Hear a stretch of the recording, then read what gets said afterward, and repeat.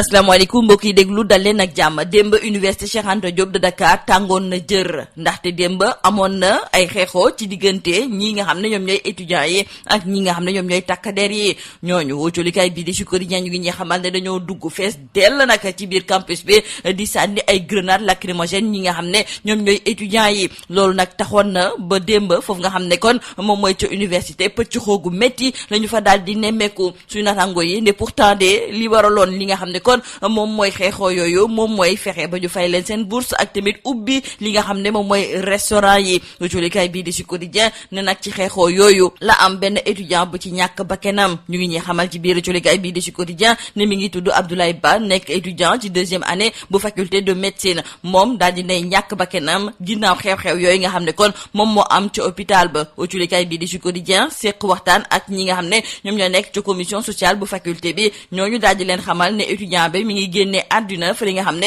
moom mooy ci hôpital principal de Dakar ginnaaw ba ñu ko fa daal di yóbboo. faatub étudiant boobu nag wóccolikaay bii di Sud Quotidien la mu ca njort moom mooy ne suñu maytuwulee mun naa yokk fitna bi foofu nga xam ne kon moom mooy ca université. wóccolikaay bii di l'Observateur daal di gis ne faatub bakken am na fa li nga xam ne kon moom mooy ca campus social bu université Cheikh Anta Diop de Dakar te li ni mel munoon naa ñàkk. ci biir wóccolikaay bii di Le Quotidien Babacar Ba bu Forum du Justiciable Moundiaye Cissé bu ONG 3D Khalifa Sall Thierno Bocoum waa APR ñëpp di naqarlu li nga xam ne kon moom moo xew démb fa li nga xam ne moom mooy ci université Cheikh Anta Diop de Dakar. wóccolikaay bii di Point Actu duñ ci yokk di ñu xamal ne kii nga xam ne de moom mooy Abdoulaye Ba nekk étudiant bi nga xam ne moom moo génn àddina moom mi ngi doon jàng lépp lu jublu ci wàllu médecine. fu mu nekk ne bëri na ay kàddu yu waroo ci naka la génne àddina li am ba des moom mooy ne dinañu liññatu li nga xam ne kon moom mooy yaramam muy autopsie ngir xool ba xam naka la génne àddina. suy naataangoo yi tamit duñu nettali démb pëccëxoo ga amoon foofu nga xam ne moom mooy ca université ndaxte nee nañu am na ay étudiants yoo xam ne sax ci 3e étage lañ doon tëbee. enquête yéeni kay ne démb kay la xew fa li nga xam ne moom mooy ca université doy na waar te l'opposition bi ma ngi koy naqarlu. wóccolikaay bii di Libération daal di gis ne xew-xew yi am démb fa li nga xam ne moom mooy ca université moom moo indi faatu bakken étudiant bii nga xam ne kon moom mooy Abdoulaye Ba moom mi nga xam ne jirim la dafa ñàkk baayam rax ci dolli moom dong la yaayam dese woon. mu nekkoon étudiant ci wàllu licence 2 ci faculté bu médecine démb la daal di génn àddina. président bu amical bu faculté bi gis ne kii nga xam ne moom mooy Abdoulaye Ba ñii di takk der yi dañu ko fekk ba ci biir néegam dóor ko ba mu mujjee dee. Le Soleil ne kon démb fitna yeewaat na fa li nga xam ne kon moom mooy ci université Cheikh Anta Diop de Dakar ginnaaw affrontement yi amoon ci diggante takk der yi ak ñi nga xam ne kon ñoom ñooy étudiants yi. mu am étudiants yu bëri yoo xam ne teg nañu leen loxo mu amit ñoo xam ne am nañ ci ay gaañu-gaañu ak kenn kii nga xam ne moom moo ci ñàkk bakkanam di Abdoulaye Ba. moom moomu di Abdoulaye Ba sax wóccolikaay bii di yor bi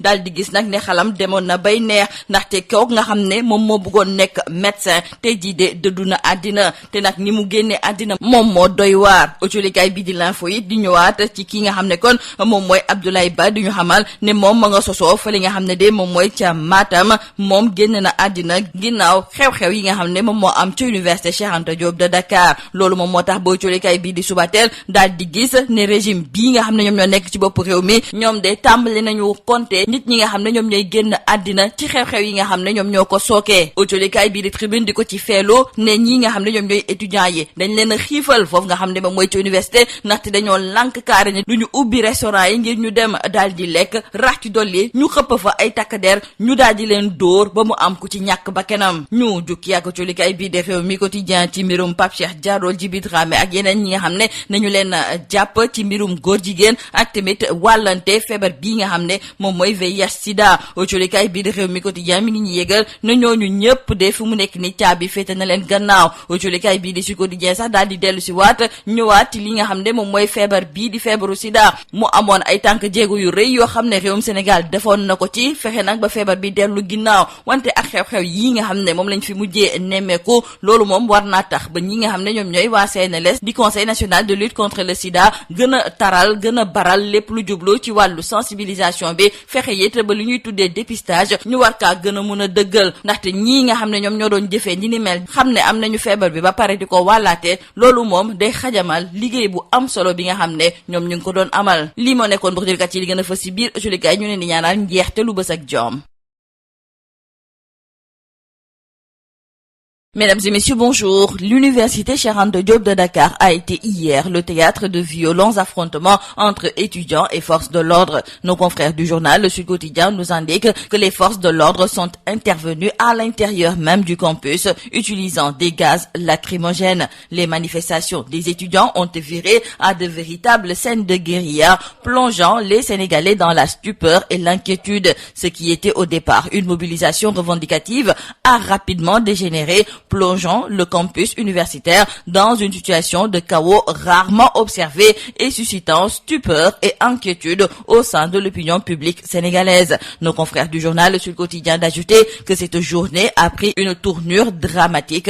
Abdoulaye Ba, étudiant en 2e année à la fac de médecine de l'université Cheikh Anta Diop de Dakar, a perdu la vie à la suite de ces affrontements. Selon des informations recueillies auprès de la commission sociale de la faculté, l'étudiant est décédé à l'hôpital principal de Dakar après son évacuation. Sa mort, nous disent nos confrères du journal Sud Quotidien, marque une escalade tragique dans un conflit qui secoue le campus depuis plusieurs semaines. Une journée aux conséquences humaines et sociales qui pourrait être lourde et profonde, susceptible de laisser une empreinte irréversible. Dans le journal L'Observateur, nos confrères reviennent également sur ces scènes de chaos et la mort de cet étudiant sur le campus social. C'est l'irréparable, écrivent nos confrères. Le quotidien d'ajouter qu'il y a eu un dérapage mortel à l'UCAD après cette violente répression policière. Un étudiant a été tué et Babacar Ba du Forum du Justiciable, Moundiaye Cissé de l'ONG 3D, Khalifa Sall, Thierno Bocoum, l'APR,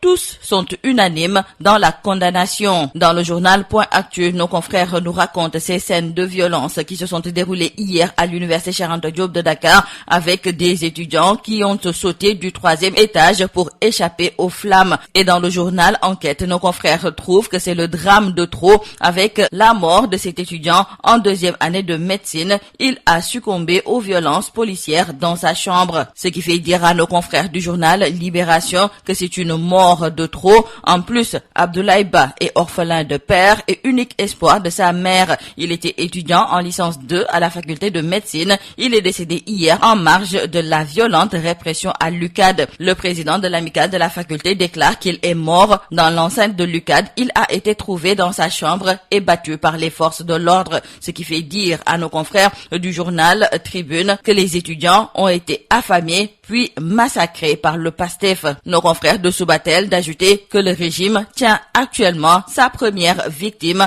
avec le décès d'un étudiant à l'UCAD hier. Nos confrères de l'Info nous font savoir que Abdoulaye Ba était originaire de Matam. C'était un étudiant en 2e année d'odontologie. Il est décédé après une violente intervention policière sur le campus. Nos confrères de Yoyorbi d'ajouter donc que l'horreur a encore frappé au cœur de l'université Cheikh Anta Diop de Dakar, ce qui n'était au départ qu'une lutte pour le droit élémentaire à la nourriture a sombré dans l'irréparable, emportant avec elle les rêves d'Abdoulaye Ba. Et la mort de cet étudiant transforme la crise universitaire en une tragédie nationale qui glace le sang. Les pavillons, autrefois lieux d'études et de fraternité, sont devenus le théâtre d'une répression, d'une violence inouïe où les suffocations dues au gaz lacrymogène ont fini par étouffer l'espoir. Dans le journal Rewmi Quotidien, nos confrères reviennent sur cette affaire Pape Cheikh Diallo, Djiby Dramé et compagnie. Ils sont tous envoyés en prison, nous disent nos confrères, et entre autres accusations figure celle de la transmission volontaire du VIH-Sida. Nos confrères de ce quotidien reviennent pour nous dire que cette affaire, qui prend les allures d'un procès très médiatisé, soulève également des enjeux sanitaires majeurs. Elle peut, à certains égards, constituer une opportunité pour le Conseil national de lutte contre le sida de relancer la réponse nationale, notamment sur le terrain de la détection des cas. Mais elle comporte aussi un risque réel de fragilisation des acquis, en particulier pour les populations clés, en raison de la stigmatisation et de la divulgation de l'identité des personnes poursuivies, dont certaines sont accusées de transmission volontaire du VIH. C'est tout à vos journaux et très bonne lecture.